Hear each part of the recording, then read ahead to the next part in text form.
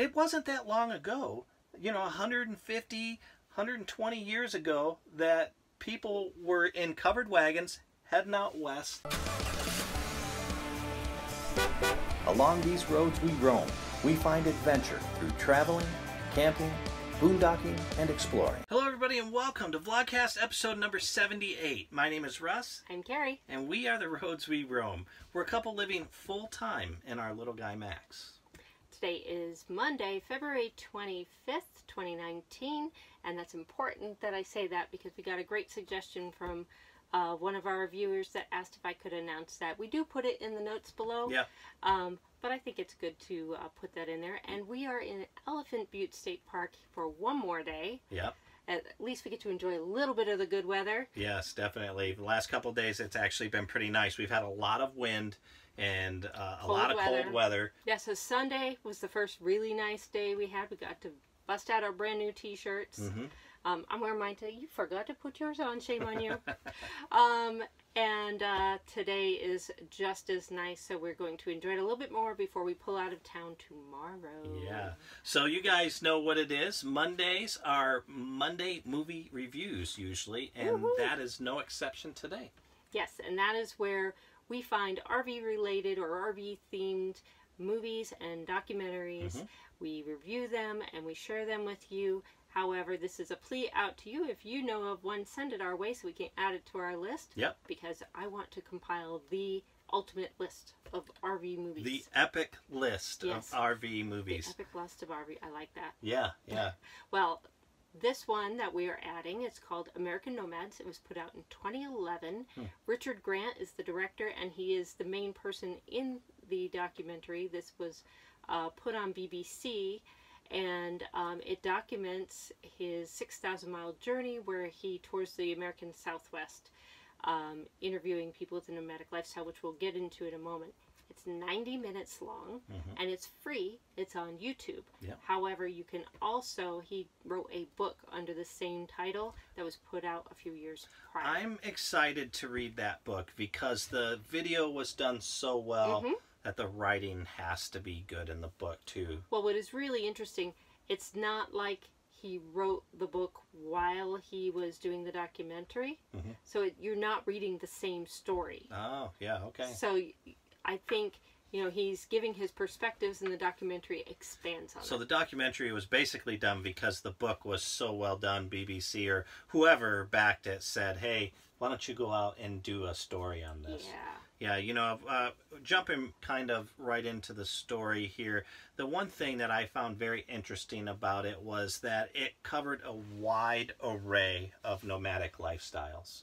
Huge. I mean, they start off with hitchhikers, and I think that was strategic because you're watching the movie because you're interested about it, and he doesn't want to scare you away completely. So he's just being upfront and getting the probable scary stuff out of the way first. Yeah. And he touches on it very briefly, and he starts off with hitchhiking. And he interviews a few people that have had some run-ins. Yeah, yeah. And I think it was important for him to include that. One, because... Well, it is part of the nomadic life. It is. They are travelers and wanderers. And for us, even being nomads and traveling around, some of these people might be out there. So it's free. Also informative to kind of let you be aware to keep your eyes out for certain things. So after he covers the hitchhikers, then there's a scene, and he's transitioning over, and you see the road sign that says Quartzsite. Yeah, as soon as I saw that highway and that road sign coming in, I knew it was Quartzsite. Yes. I knew it was. It was. So he covers the whole Quartzsite and the RV movement as being just the older generation. And there was one family that he covers that was living in a school bus with a child.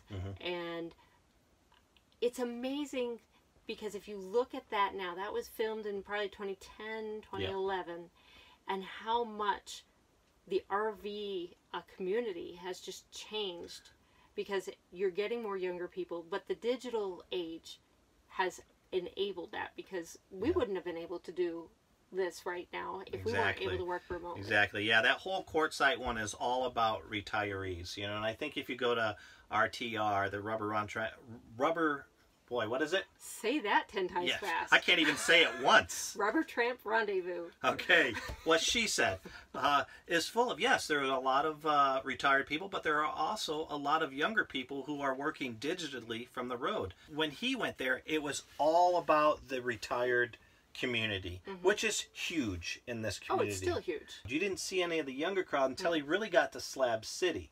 And those were the people that were not living as well. You know, I don't want to say that, I mean, really, when it comes down to it, they aren't living as well as what your typical digital nomader is now. Digital nomad was not even thought of back then. Yeah. Not really. I think if you were to do it now, you'd see a lot of people like us in our, 40s and even younger, 30s out there roaming the roads, but still bringing in a decent paycheck. The one thing that I thought looked really fun, their big cookout when they had it. Oh, at the retirees. They were having a good time. I wanted to go.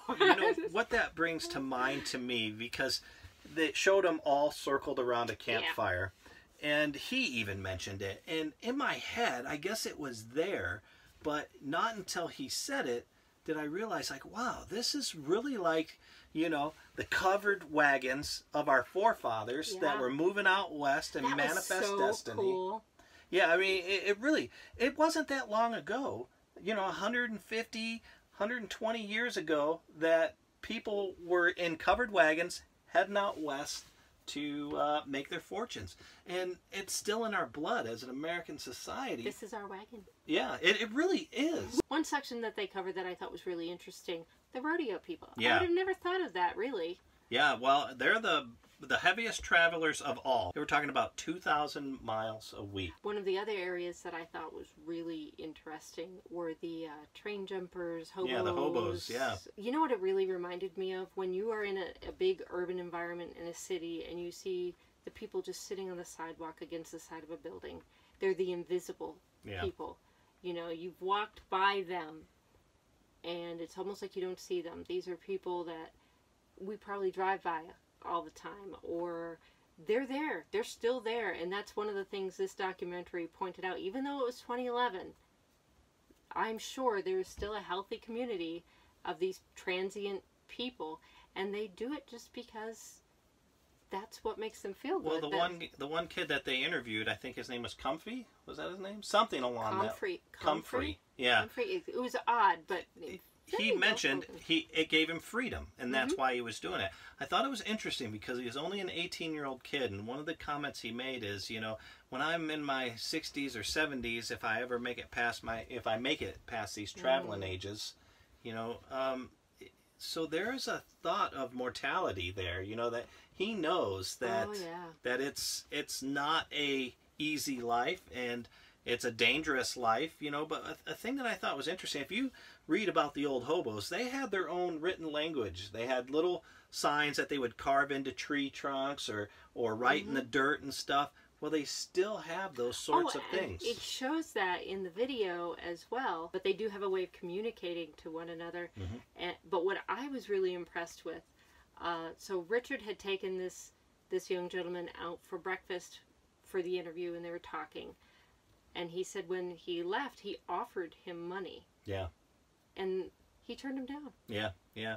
Well, he's not doing it, I mean, he's just out there enjoying life and freedom. Exactly. So overall, I thought that this was a very unique and well done insight into American Nomads. I mean, so it was really, really well done. I enjoyed it. The 90 minutes went by very quick. And one thing to note, so it's on YouTube, it's free, but when you look, you see all those little yellow ticks. Yeah, it's loaded with ads. But the ads are like 3 seconds long. Well, guys, that's it for now. I highly suggest the video. Check it out. It's free. Even if you're not into the nomad lifestyle, it's just a great, interesting peek into a different part of American society. I recommend it too. If you enjoyed it, please consider liking and subscribing. And if you have any recommendations for any RV-related movies or documentaries, I'd love to hear from it. Russ would love to hear from it. We want to know. Yep. So you can send them to theroadsweroam.com. We have a contact page. We also have a little orange tab that says leave voicemail. You can just say it to us. It takes 2 seconds. Yeah, it's just like leaving a voicemail. The really cool thing about this is that if you don't like it, if it didn't come out right, you can hit reset and then record until you get it right. If not, send us a message on Facebook. We're also on Pinterest, Instagram, Twitter, and you can check out and follow any of our vlogs on Spreaker and iTunes. That's all we have for today. Thanks, guys. All right, guys. Bye. Bye.